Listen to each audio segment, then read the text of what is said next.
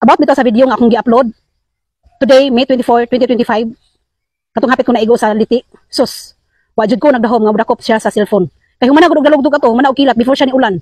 So, wala ko nag-expect mo itong video-video ko kay mura naman siya, wala na jud linaw na jud ba. Ni kusog lang ulan, kusog kay ulan mo to gabi mayama ko, ga video-video ko, ga kanta-kanta pa ko. Sus, dati wasang kanta ni Paka, dito lang cellphone ni Pite. Sus, kuratan jud ko kaayo sa nga tanan ni lupa jud ang espiritu, nabuhi ang cellphone. So kinsa man ko ng cellphone dili mabuhi na nga. Nagulit ang cellphone imong cellphone ni Pite ni Paka. Sus, buhi jud dayon. Sus kato ako mga pagmangkon ko nasa akong kilid, igpot man gani sila nga oras sa gagulit og cellphone. How much more nga nako sa pultahan, nagulit ko ato sa cellphone kay video-video lagi kanta-kanta. Nahadlo ka lagi kanako, so saon na lang. So listen learn jud na nga mag cellphone ta nga.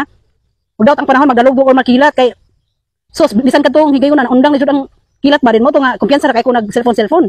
May pagkanta-kanta nako nagtukong ko sa pultahan. So strike ang liti jud siya. Na, katong wala kakita sang video, litiwasan ninyo akong video. Nabundak jud akong cellphone nabuhian jud nako. So may gani wa jud ko na igo atong time ma. Sus, saon na lang. Wa jud gitugot sa Ginoo nga madisgrasya ko ato higayon na. Giko na to.